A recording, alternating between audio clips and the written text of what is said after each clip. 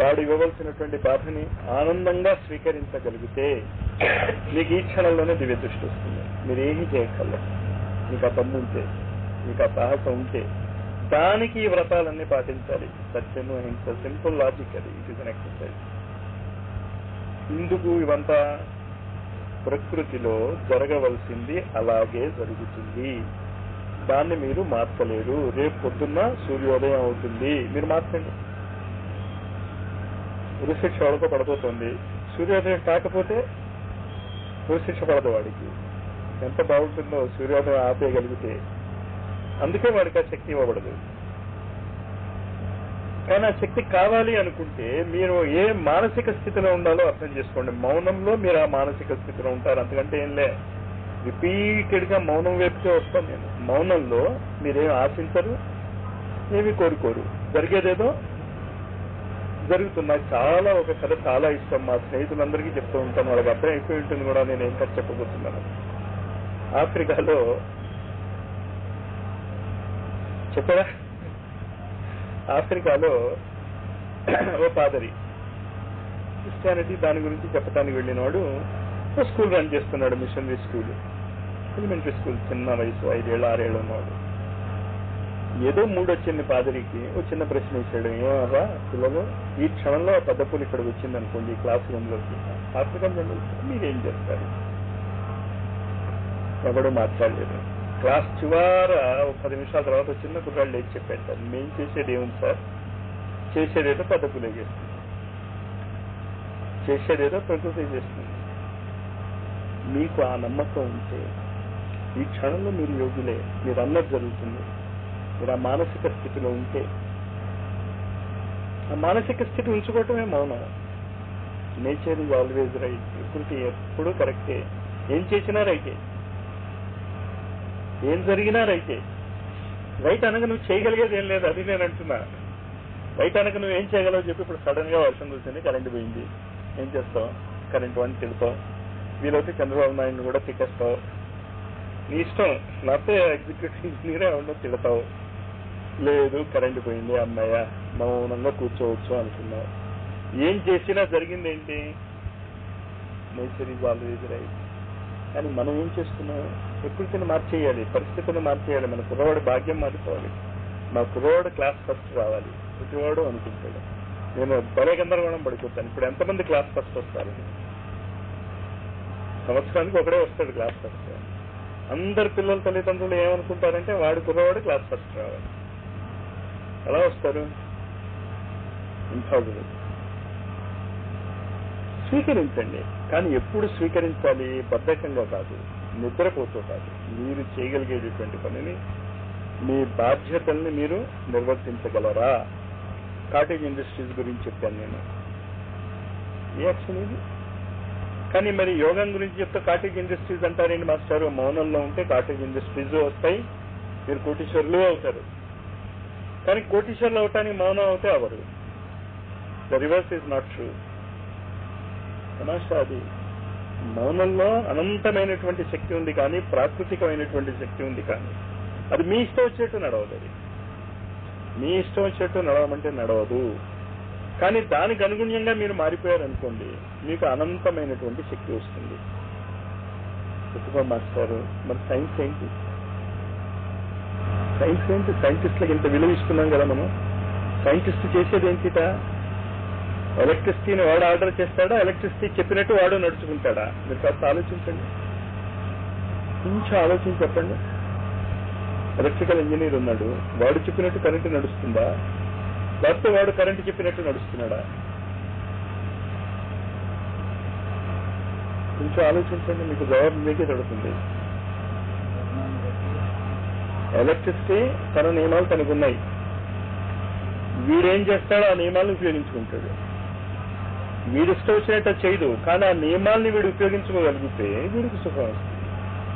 ప్రకృతిలోనూ అంతే. ప్రకృతి యొక్క 5 గుణాలు, 5 తత్వాలు. 5 ఏంటి? ఆకాశము, వాయువు, అగ్ని, నీరు, పృథ్వీ. వీటి నియమాలు మీరు అర్థం చేసుకుంటే, అంటే మీరు సైంటిఫిక్ గా ఉంటే, సైన్స్ అంటే అర్థం అది. మీ ఇష్టం వచ్చినట్టు బిహేవ్ చెయ్యవు. వాటి నియమాలు ఏంటో తెలుసుకుని వాటి ప్రకారం మీరు మారుతారు. రాగి తీగ నుంచి కరెంట్ వెళ్తుంది, దానిపైన ప్లాస్టిక్ కవర్ వేస్తే షాక్ కొట్టదు. ఇది మీరు ఏర్పరిచిన నియమమా? ఎలక్ట్రికల్ ఇంజనీర్ వచ్చి స్పెసిఫిక్ గా ప్లాస్టిక్ షాక్ కొట్టకూడదు, కరెంటు రాగి తీగల నుంచి ప్రవహించాలి అని చెప్పాడా? చెప్పలే. ఎలక్ట్రిసిటీ రూల్ అది. అది తెలుసుకున్నాడు వీడు. యోగి కూడా అది చేస్తాడు. కానీ మీరు ఏం చేయగలరు? మీలో ఉన్న 5. మీ శరీరము 5 తత్వాల ద్వారా నిర్మించబడి ఉంది. అంచేత మీరు 5 తత్వాలని వదిలేసి మిగతా వాటిని పట్టుకుంటాను అంటే మీకు ఉపయోగపడవు. అది నెక్స్ట్ స్టేజ్. ఆ నెక్స్ట్ స్టేజ్కి ఈ మౌనంలోంచి ఎలా వెళ్తారు అంటే మౌనంలోంచే వెళ్తారు. మీరు చెప్పింది ఏమీ అర్థం కాలేదు మాస్టారు మాకు. ఎందుకంటే మౌనంగా ఉండటం మనకు అలవాటు లేదు కదా. కానీ చిన్న ఉదాహరణ ఇస్తాను, దాంతో ఆపుతాను. వాళ్ళకి క్యాన్సర్కి మందు కావాలి ఇప్పుడు, అది పెద్ద బాధ కదా. ఎవరు కనిపెడుతున్నారు? సైంటిస్టులు మందు కనిపెడుతున్నారు. ఇంకా కనిపెట్టలేదు. ఎలా కనిపెడతారు? ఏం వాడితే తగ్గుతుందో తెలుసా వాళ్ళకి? క్యాన్సర్ ఎలా వస్తుందో తెలుసా? కానీ ఎన్ని రోజుల లోపల కనిపెట్టగలరా వాళ్ళు చెప్పగలరా?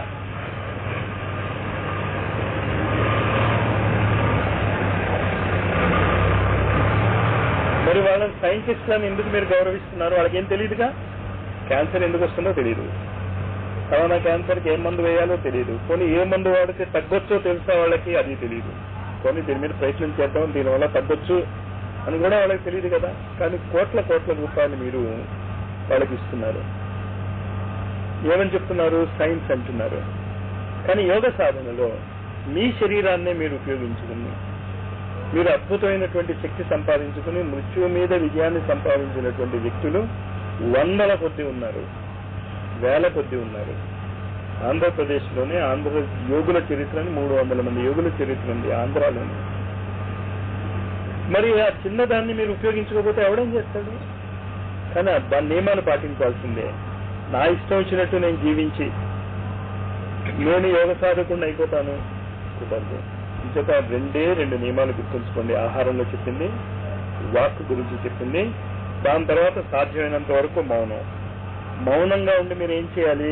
ప్రకృతి మిమ్మల్ని ఎటు తీసుకెళ్తుందో చూడండి. సైంటిస్టులు చేసేది అదే. ఎక్స్పెరిమెంట్ చేస్తారు. ఎక్కడ చేస్తున్నారు ఎక్స్పెరిమెంట్? వాళ్ళు ప్రకృతిలో చేస్తున్నారు. చేసి గమనిస్తారు, గమనించి చెప్తున్నారు వాళ్ళు. మన ఋషులు కూడా మన శరీరాన్ని ఒక ప్రయోగశాలగా మార్చుకుని, కానీ ఒక ప్రయోగశాలగా మన శరీరాన్ని మార్చాలి అంటే మీరు మౌనంగా ఉండాలి. ముందు చూడండి ఏం జరుగుతుందో అక్కడ. మీ శరీరంలో ఏ విధమైనటువంటి మార్పులు జరుగుతున్నాయో, మీ శరీరంలో 72,000 నాడులు ఉన్నాయని, మన శరీరం ద్వారా అనేక ఇతర లోకాలలో ఉన్నటువంటి దేవతా శక్తులతో సంబంధం పెట్టుకోవచ్చు అని మన ఋషుల సాధనలు చెప్తున్నాయి. ఇవే వద్దు మాస్టర్, ఇవంతా మాకెందుకు, మాకు పాస్ అయిపోయే టెక్నిక్ చెప్పండి మాస్టర్. కష్టపడిపోవయ్యా, ఇంకో టెక్నిక్ నా దగ్గర లేదు, నేనేం చెప్పేస్తే ఏం జరిగిపోదు. బాగా డబ్బు సంపాదించాలి మాస్టర్. వీళ్ళకి చెప్తున్నాను, కాటేజ్ ఇండస్ట్రీ పెట్టుకోండియా, కష్టపడండియా, వస్తుందని. వాటి గురించి నన్ను అడగండి. వాటి గురించి కావాల్సినంత మంది గురువులు ఉన్నారు. నిజమైనటువంటి ఆధ్యాత్మికత ద్వారా మన శరీరంలో ఉన్నటువంటి నిబిడీకృతమైనటువంటి శక్తుల్ని బయటికి తెచ్చుకుని క్రమక్రమంగా మనం ఎలా ముందుకు వెళ్ళాలి అనేటటువంటి తపన ఉంటే మొదలెట్టండి. మీరు ఎలా మొదలెడతారో చెప్పాను కదా. ఇక్కడ కాంప్రమైజ్ అవ్వకండి. కానీ ఒక చిన్న టిప్పు మాత్రం చెప్పాను. ఇదంతా మీరు తీసుకెళ్లి బయట చెప్పారనుకోండి, మిమ్మల్ని ఎవరు జీవించనివారు. ఇంటి లోపల ఇదంతా లేకపోతే ఇలాంటి కాంగ్రిగేషన్స్ లో బయట వెళ్ళిపోయారు, నార్మల్ గా ఉండండి. మోస్ట్ అమాయకులు అనమాట. మీలాంటి అమాయక చక్రవర్తులు ఎక్కడా లేదో చూడండి ఎవరినందులో. కానీ ఇక్కడికి వస్తే మాత్రం మౌన చక్రవర్తులు. ఇది గుర్తుంచుకుని ఆ మౌనంలో ఎలా వెళ్తున్నారు మీరు, ఆ మూవ్మెంట్ గమనించుకోండి. అది నేను ఎన్ని రకాల మౌనం గురించి చెప్పినా మౌనంగా ఉండేగా చెప్పగలను. మౌనం గురించి మాట్లాడితే ఎలా కుదురుతుంది? కానీ మాటల్లో నేను చెప్పేది ఏంటి, అసలు మీరు మాట్లాడకండి. ఇంట్లో కూడా మాట్లాడకండి, పిల్లలతో మాట్లాడకండి, స్నేహితులతో మాట్లాడకండి, ఎవరితోనూ మాట్లాడకండి, నవ్వు ముఖంతోనే ఉండండి. వాళ్ళు ఏం చెప్పినా తలువుకోండి. ఎంత మంచివాళ్ళు, నేను చెప్పిందంతా వింటున్నారు. ఇది వరకు ఆయనే చెప్పేవాడు అంతాను, వాడే మాట్లాడేవాడు, ఇంకోటి మాట్లాడలేదు కదా. ఈసారి మిగతా వాళ్ళని మాట్లాడలేదండి. ఇంకో మీరు ఈ పాయింట్ గుర్తుంచుకుంటూ మాటలు మాత్రం తగ్గించేయండి. అందుకే ఏం చెప్తాను, ఇప్పుడు కూడా నేను లేచి వెళ్ళిపోక మీరు ఎంతసేపు కూర్చోగలిగితే అంతసేపు కూర్చోండి. 2 రకాల లాభాలు ఇక్కడ కూర్చుంటే. ఒకటి అట్మాస్ఫియర్ ఉంది, రెండేంటి, ఇక్కడ ఉన్నటువంటి 3 న్యాచురల్ గా అక్కడికి రాదు. మంచి పని చేయాలి అనుకుంటే ఎప్పటి నుంచి చేయాలి అంటే ఆ క్షణం నుంచే చేయండి. కనుక మొదలెట్ట తలుచుకున్నారు కదా, ఏదో అవస్థ పడుతున్నారు కదా, మాట్లాడుతూ నేను ఆపిస్తున్నాను, కళ్ళు మూసేసుకోండి, మీరందరూ మౌనంలో వెళ్ళిపోండి. ఒక అద్భుతమైనటువంటి మలుపు వచ్చే రోజులు దగ్గర పడ్డాయి.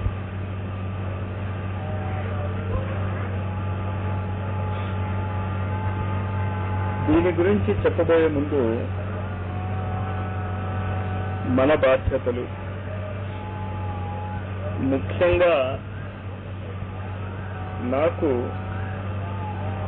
మా గురుదేవులు అందించినటువంటి బాధ్యతలు మీకు అందజేస్తే బాగుంటుంది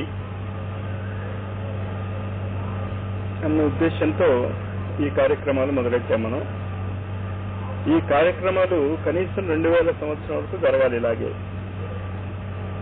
గ్యాప్ లేకుండా. ఇక్కడే కాదు, మన ఆశ్రమాలలో, ఇప్పుడున్న ఆశ్రమాలే కాదు, రాబోయే ఆశ్రమాలలో కూడా. కారణం ఏమిటి అంటే, నాకు, నా ద్వారా మనకి, నాకు అందించబడినటువంటి కార్యక్రమం అంటే మీకు ఇచ్చిన కార్యక్రమమే. అదేంటి అంటే కనీసము 1,25,000 మందికి కనీసం గాయత్రి మంత్రం అందజేయాలి మన ద్వారా. ఆ టార్గెట్ ఆల్మోస్ట్ దగ్గర పడింది. ఈ నవరాత్రుల నుంచి, ముఖ్యంగా ఉగాది నుంచి ఇంకొక కార్యక్రమము చేతిలోకి తీసుకోవాల్సిన అవసరం వచ్చింది. అది ఆ రెండో కార్యక్రమం ఏమిటి అంటే 1,000 మంది యోగ పురుషులను తయారు చేయుట. అటెండెన్స్ రిజిస్టర్ కూడా పెట్టబడింది మీకు. మీ పేర్లు అందులో రాయండి, మీ అడ్రస్లు రాయండి. మీరందరూ కూడా నాకు అందివ్వబడినటువంటి ఆ 1000 మంది యోగ పురుషులలో ఒకరు అవుతారు అని నేను ఆశిస్తున్నాను. ఈ ఆశ ఎలా ఉంటుంది అంటే, కెమిస్ట్రీ క్లాస్లో మేము మొట్టమొదటిసారి క్లాస్ తీసుకుంటున్నప్పుడు, కాలేజీ రీఓపెన్ అయి క్లాసులు మొదలెట్టే ముందు మేము మా పిల్లలకి చెప్తాం, మేమందరం ఆశిస్తున్నాం మీరు బాగా చదువుతారు, మీరందరూ కూడా ఫస్ట్ క్లాస్ కంటే తక్కువ మార్కులు తెచ్చుకోరు అని.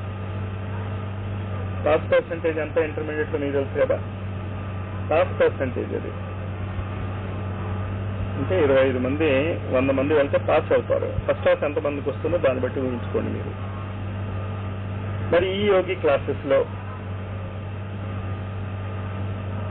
నా కోట 1000 మంది, నేను ఎంతమందికి ఈ విధానాలు అందజేస్తే 1000 మంది అవుతారో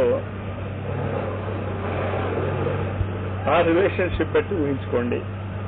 కానీ ఆ రిలేషన్షిప్ నాకు వర్తించదు అనే అహంకారం నాకుంది.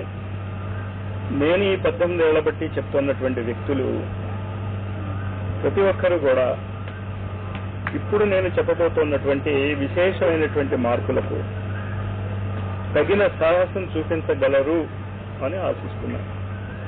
1000 మంది కావాలి యోగ పురుషులు, యోగ సిద్ధి పొందిన వాళ్ళు, యోగారూఢులు, స్థిత ప్రజ్ఞలు, గుణత్రయాతీతులు, సమాధి స్థితిలో ఉండేవాళ్ళు, ఋతంభర ప్రజ్ఞ జాగృతమైనటువంటి వాళ్ళు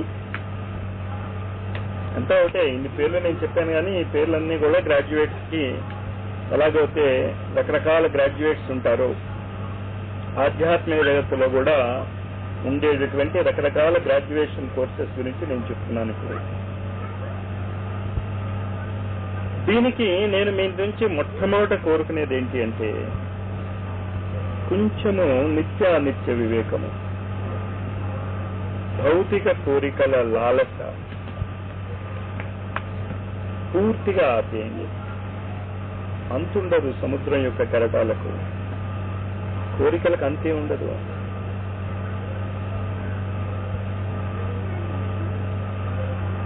1.5 సంవత్సరాల లోపల పృథ్వీ అనేటటువంటి గ్రహము ఉంటుందా ఉండదా అనేది ఇప్పుడు ఋషుల ముందు ఉన్నటువంటి థెరటిక్ క్వశ్చన్. చాలా ప్రమాదకరమైనటువంటి పరిస్థితి. మీరు నాకు ఉద్యోగం వస్తుందా రాదా, నా కూతురికి పెళ్ళవుతుందా అవదా, నా తలనొప్పి తగ్గుతుందా తగ్గదా, నా డయాబెటీస్ తగ్గుతుందా తగ్గదా, నా బీపీ తగ్గుతుందా తగ్గదా, ఇవే మీ ప్రశ్నలు. కానీ అసలైనటువంటి ప్రశ్న, నిజంగా ఆలోచించగలిగేటటువంటి వ్యక్తులు మీలో ఎవరైనా ఉంటే, మనం అందరం కూడా ఒక అగ్ని పర్వతం మీద కూర్చునున్నాం. ఎప్పుడు న్యూక్లియర్ వార్ఫేర్ స్టార్ట్ అవుతుందో, ఎవడి మనస్సులో ఏ వికారం వస్తుందో ఈ ప్రపంచంలో, ఎప్పుడు యుద్ధం స్టార్ట్ అవుతుందో ఆ క్షణంలో పృథ్వీ ఉండదు. ఇప్పుడు స్టార్ట్ అవుతే మనం ఈ 1.5 సంవత్సరాల లోపల 1000 మంది సాధకుల్ని, యోగ పురుషుల్ని తయారు చేయగలిగితే ఆపగలం. ఆ సాహసం కావాలని కోరుకుంటున్నాను నేను. మీ వ్యక్తిగతమైనటువంటి బాధలు ఉంటాయి. మిలిటరీలో ఉన్నటువంటి మామూలు మిలిటరీ జవాన్ దగ్గర నుంచి ఫీల్డ్ మార్షల్ వరకు అందరూ మనుషులే. వాళ్ళందరికీ కుటుంబాలు ఉన్నాయి, వాళ్ళందరికీ వారి వారి సమస్యలు ఉన్నాయి.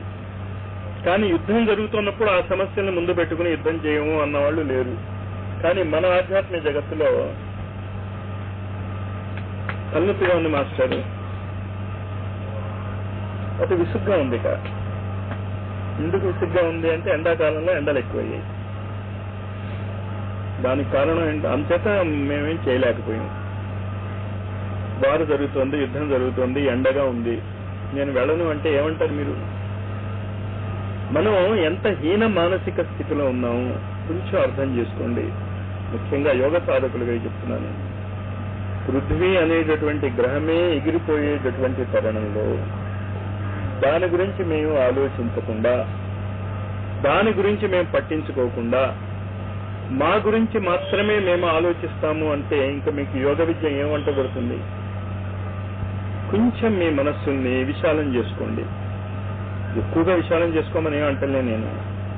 ఈ పృథ్వీ అంతా కూడా ఒక కుటుంబము అనుకుంటే చాలు, అంతకంటే పెద్ద విశాలత్వం అక్కర్లే.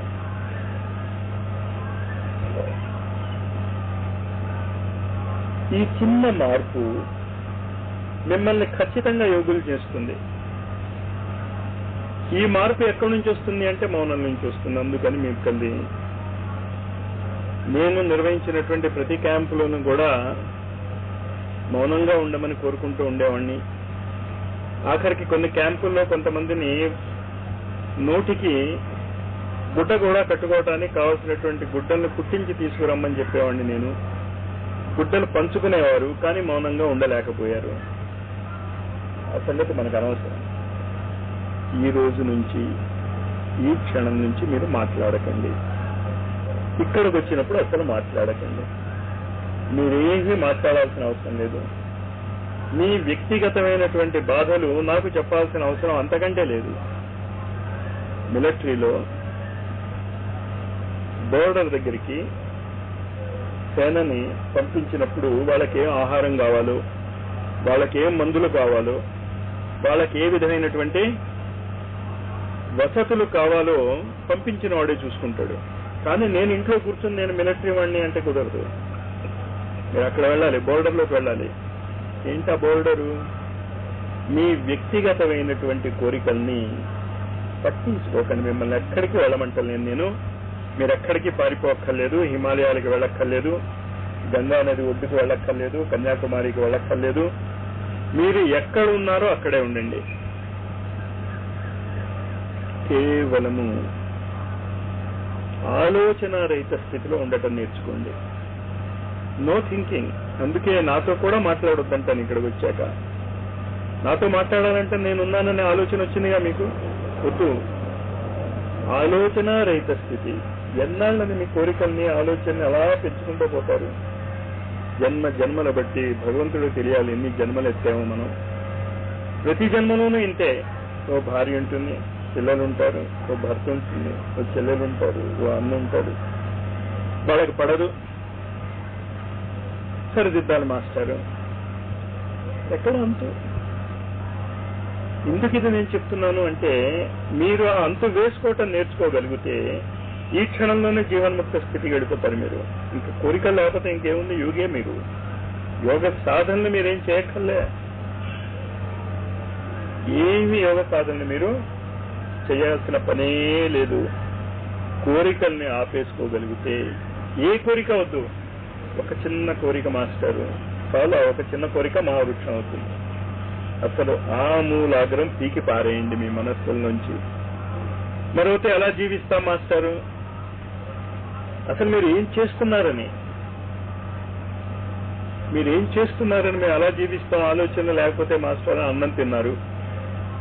ఆ అన్నం బలంగా ఎలా మారుతుందో మీకు తెలుసా?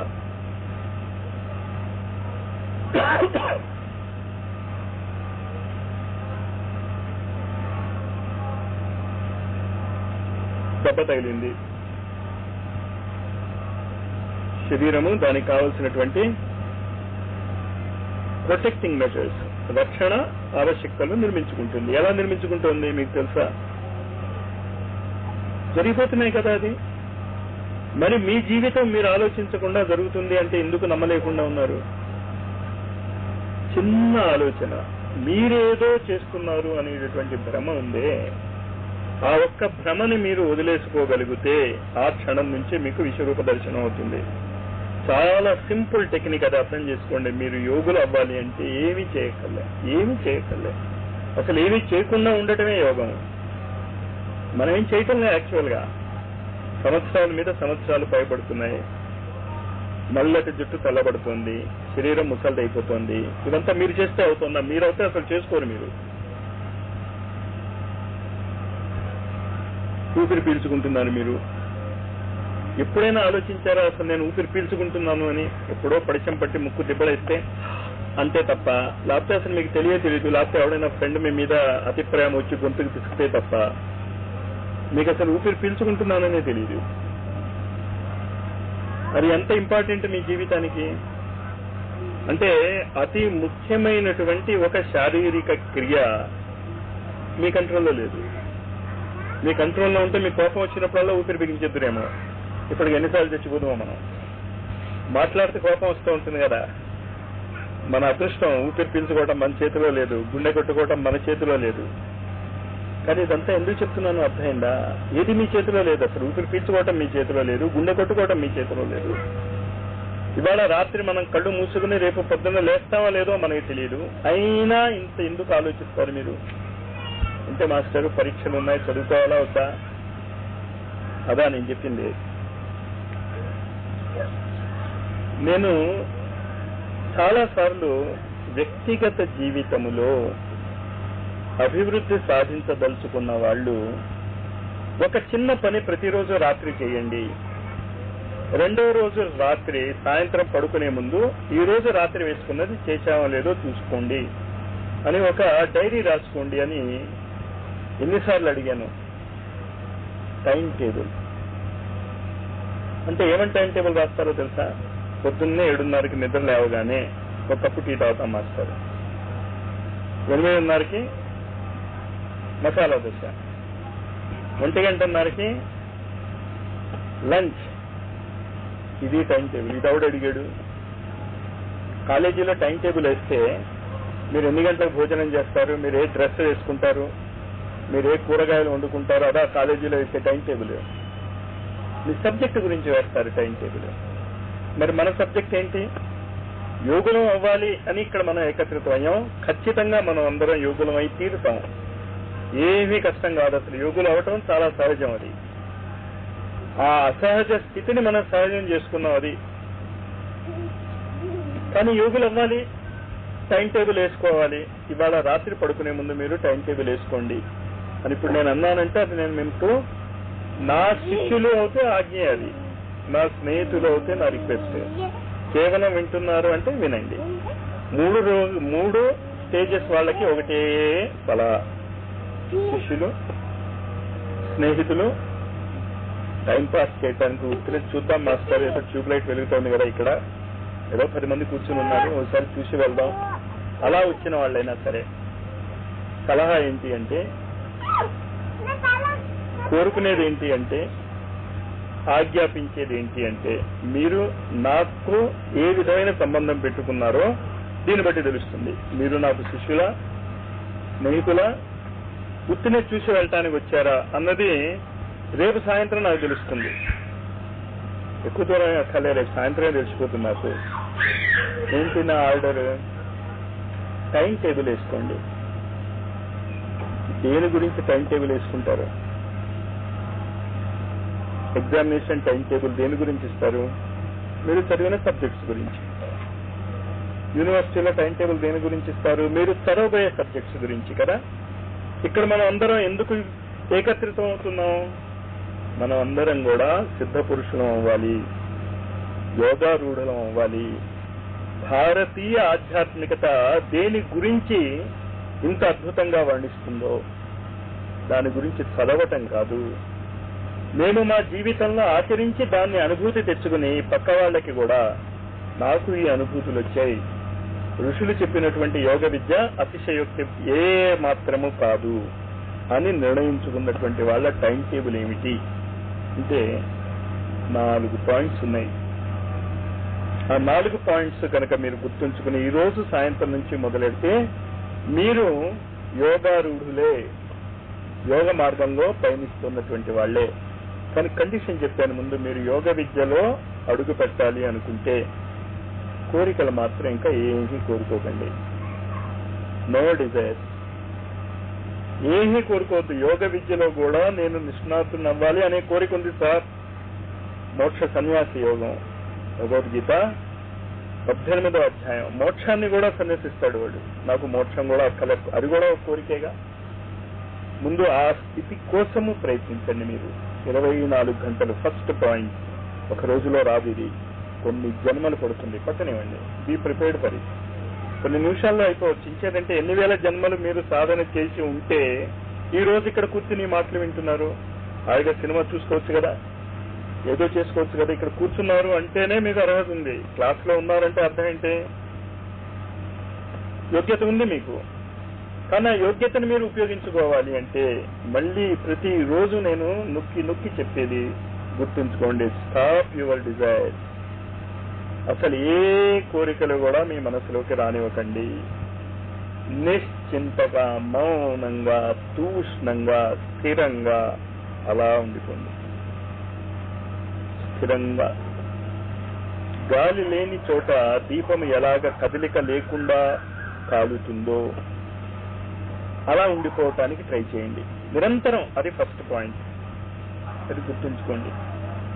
ఒక రోజులో అవుతుందా, 2 రోజుల్లో అవుతుందా, 3 రోజుల్లో అవుతుందా, దాని గురించి నేను మీతో డిస్కస్ చేయదలుచుకోలే.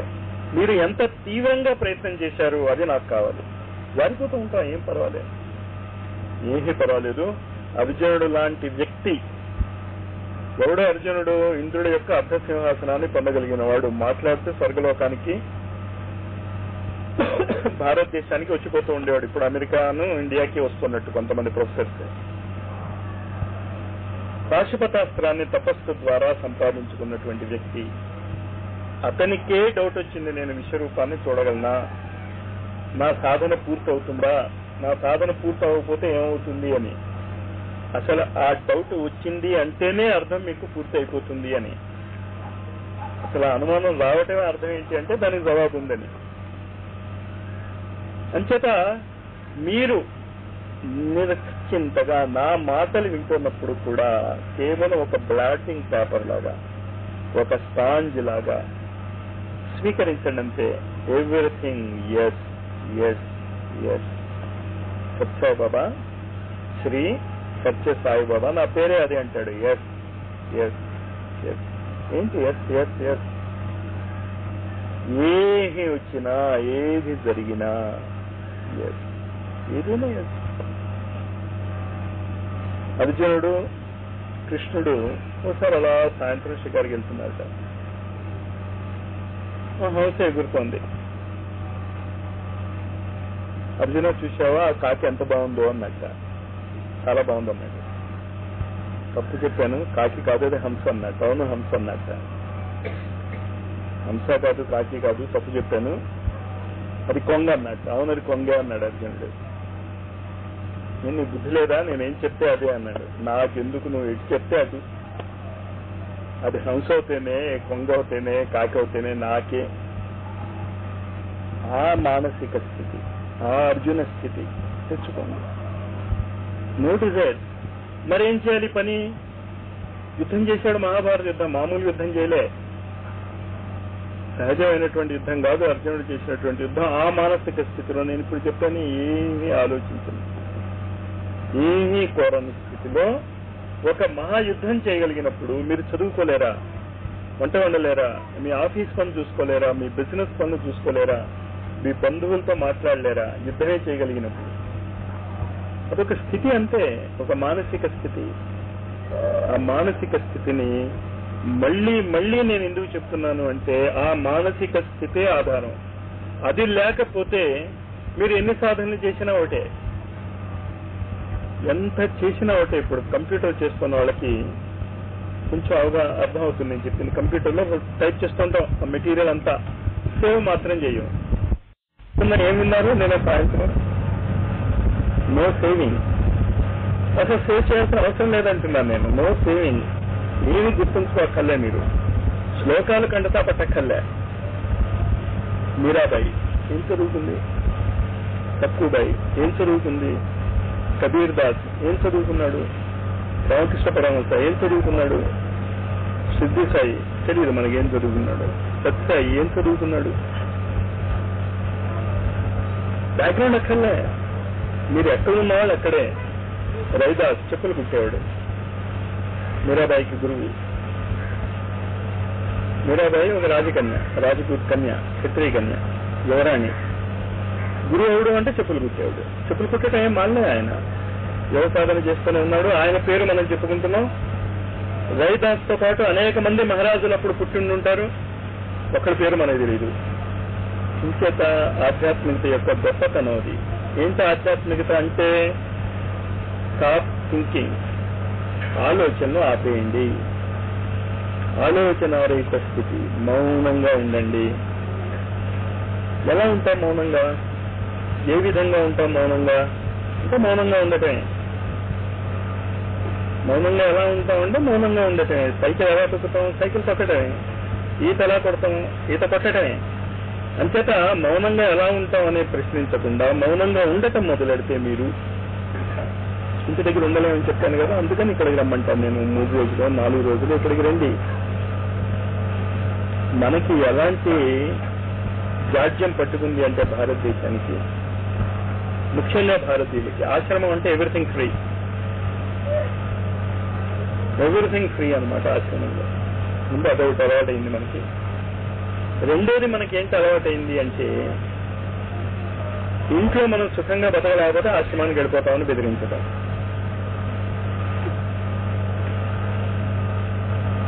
అసలు నిజమైనటువంటి హీరోయిజం, నిజమైనటువంటి సాహసము, నిజమైనటువంటి శౌర్యము ఆధ్యాత్మిక సాధనలో చూపించాలి మీరు.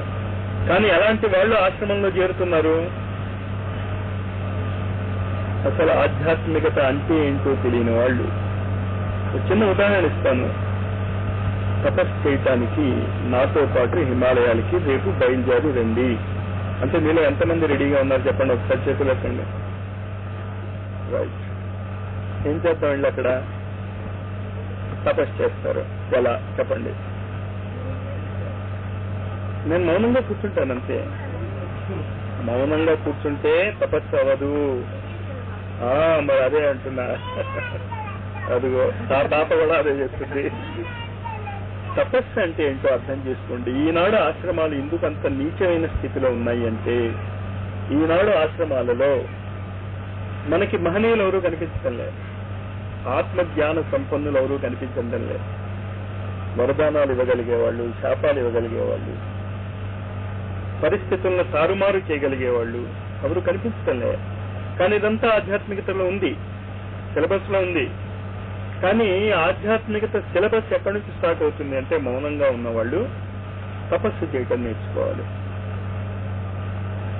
మా గురువు గారు, నేను హరిద్వార్లో ఆయన దగ్గర సాధన చేస్తున్నప్పుడు ఒక చిన్న ఉదాహరణ ఇచ్చారు, మౌనం ఎలా ఉంటుందో. ఆయన కొన్ని వేల సంవత్సరాల కిందట సాధనలు చేస్తున్నప్పుడు, ఆయన ఇప్పుడు ఒక అవతార పురుషుడు అయిపోయాడు, అది వేరే విషయం. కొన్ని వేల సంవత్సరాల కిందట ఆయన సాధన చేస్తున్నప్పుడు హిమాలయాలలో ఆయనతో పాటు ఇంకో ఇద్దరు సాధన చేస్తున్నారు. ముగ్గురు పక్క పక్కన కూర్చున్నారు. సినిమాకి ఎలాగైతే కలిసి ముగ్గురు నలుగురు వెళ్తూ ఉంటారో అలాగే తపస్సుకు కూడా ముగ్గురు కలిసి కూర్చున్నారు. ఇప్పుడు ఇందాక అడిగాను కదా, నేను ఒక్కడిని హిమాలయానికి వెళ్ళలేను, ఎంతమంది వస్తారు నాతో పాటు అని. కూర్చున్నారు పక్క పక్కనే తపస్సు చేస్తూ. గురువు గారు, లారీ మహాశయ, షిర్డీ సాయి, ఆ జన్మలలో వీళ్ళు ముగ్గురు ఒకేసారి పక్క పక్కన కూర్చొని తపస్సు చేసుకుంటున్నారు హిమాలయాలలో నందనవనంలో. సూర్యోదయం అయింది ఒకరోజు. లారీ మహాశయ ఎంత అందంగా ఉందో సూర్యోదయం అన్నాడు కళ్ళు తెరిచి.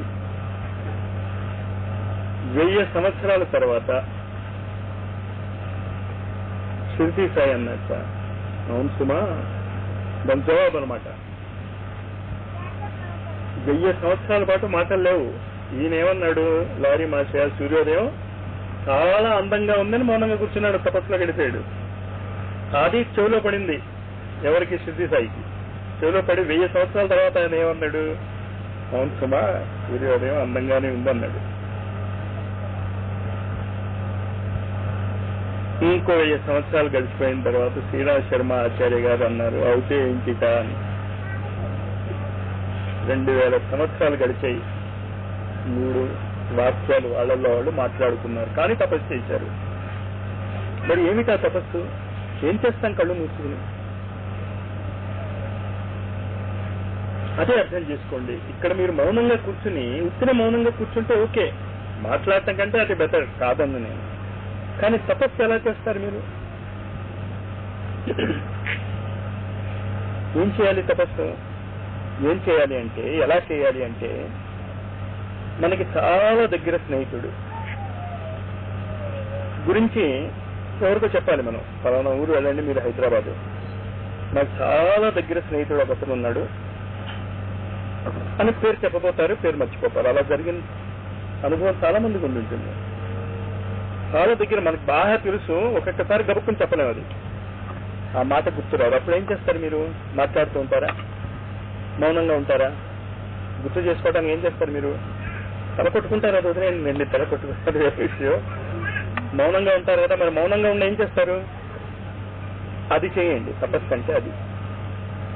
ఆ ఆవేదన ఉందే, ఆ ప్రయత్నం చేస్తున్నారే, ఆ పురుషార్థం అంటాం దాన్ని. జప్తి చేసుకోవటానికి చేసే పురుషార్థం. ఇక్కడ ఎవరిని జప్తి చేసుకోవాలి? మీకు చాలా దగ్గరగా ఉన్నటువంటి త్వమేవ మాతా జపితా త్వమేవ, త్వమేవ బంధుశ్చ సఖా త్వమేవ, త్వమేవ విద్యా ద్రవిణం త్వమేవ, త్వమేవ సర్వం మమనేవ దేవ. అతన్ని గుర్తు చేసుకోండి. మర్చిపోయాం అతన్ని. మర్చిపోయినటువంటి స్నేహితుణ్ణి ఒక్కొక్కసారి మీకు అనుభవం వచ్చి ఉంటుంది కదా, ఆ అనుభవం ఉన్నవాళ్ళు చాలా ఈజీగా తెలుస్తుంది నేను ఏం చెప్తున్నాను. తెలుసు మీకు, నాలుగు చివర ఉంది, నాలుగు పీకుతారు కానీ ఆ మాట బయటకు రాదు, జప్తికి రాదు. అలాగే మనలో ఉన్నటువంటి ఆ ఆత్మ ప్రభువుని గుర్తు చేసుకోవటానికి మీరు ఆవేదన మౌనంలో ఉండి చెందగలిగితే తపస్సు యొక్క మొదటి మెట్టు అది. తపస్సు యొక్క మొదటి మెట్టు. సాధన యొక్క మొదటి మెట్టు ఏంటి? మౌనం. నిరంతరం మౌనం. ఇక్కడే కాదు, ఇంటి దగ్గర కూడా మౌనంగా ఉండండి. చెప్పండి మీ తల్లిదండ్రులకి, మీ స్నేహితులకి, మీ బంధువులకి, నా ప్రయత్నం ఏదో నన్ను చేసుకునివ్వండి, మీ ఇష్టం, నేను మిమ్మల్ని బలవంతం పెట్టాను, ఇంట్లో వాళ్ళని బలవంతం చేయకండి, నేను మౌనంగా ఉంటున్నాను కనుక నువ్వు మౌనంగా ఉండు, వద్దు, ఆ పనే చెయ్యొద్దు. మీ ఇష్టం మీది, వాళ్ళ ఇష్టం వాళ్ళది. లా చదువుతున్న స్టూడెంట్, కామర్స్ చదువుతున్న స్టూడెంట్, సైన్స్ చదువుతున్న స్టూడెంట్ ఒకే ఇంట్లో ఉండొచ్చు. కానీ సైన్స్ చదువుతున్నాను కనుక నువ్వు సైన్స్ చదువు అన్నావు అనుకో, లా గ్రాడ్యుయేట్ ని కట్టాడు వాడు. ఇద్దరు వద్దు. ఎవరి జీవితాలు, ఎవరి జీవిత లక్ష్యాలు వాళ్ళవి. ఇంచేత మౌనంగా మీరు ఉండటానికి శాయశక్తులా ప్రయత్నం చేయండి. మరి మౌనంగా ఉండి ఏం చేయాలి? వ్యక్తి చేసుకోవటానికి ప్రయత్నం చేయండి. మనలోనే ఉన్నాడు ఆ సర్వశక్తిమంతుడైనటువంటి, సర్వసమర్థుడైనటువంటి, సర్వవ్యాపకుడైనటువంటి గురువు గురించి మనం చెప్పుకుంటూ ఉంటాం కదా. గురువు బ్రహ్మ, గురువు విష్ణువు, గురువు దేవో మహేశ్వర గుర్తు రావటంలే అంటున్నాం, రావటంలే గురువు. ఆవేదన మౌనంలో ఉండి ఆ ఆర్తి తెలుస్తోంది మనమే అని. లేకపోతే ఎందుకు ఇంత మౌనంగా మీరు వింటున్నారు అర్థం అవుతోంది మీకు. అది దాన్ని బయటికి దించండి, లాక్కురండి బయటికి. దాన్ని లోపల ఉన్నటువంటి ఆ ఆవేదనని, లోపల ఉన్నటువంటి ఆ శక్తిని. మౌనంలో ఏదైనా ఒక శక్తిని ఆకర్షించుకోవాలి అంటే సైన్స్ ఏం చెప్తుంది అంటే, శూన్యాన్ని కనుక మనం తయారు చేస్తే ప్రపంచంలో ఉన్న శక్తులన్నీ అటే వస్తాయి, ఆటోమేటిక్ గా ఆకర్షితం అవుతాయి. ఇక్కడ సడన్ గా శూన్యం చేస్తాం అనుకోండి, ఈ ఆకులు మీరు కూడా కొట్టుకుపోతారు. ఆ కావలసినటువంటి శూన్యాన్ని కనుక మనం తయారు చేయగలిగితే, ఆలోచనారహిత స్థితిని శూన్యం మనం తయారు చేసుకుని లోపల త్వమేవ మాతాది పితా త్వమేవ త్వమేవ బంధుశ్చ సఖా త్వమేవ త్వమేవ విద్యా ద్రవిణం త్వమేవ. మనందరికీ కూడా ఈ సర్వ ప్రపంచానికి కూడా ఆధారభూతమైనటువంటి ఆ సత్యాన్ని గమనించుకోవటానికి కావాల్సినటువంటి అవేర్నెస్, ఏకాగ్రతతో కళ్ళు మూసుకోండి, మూసేసుకోండి కళ్ళు. మౌనం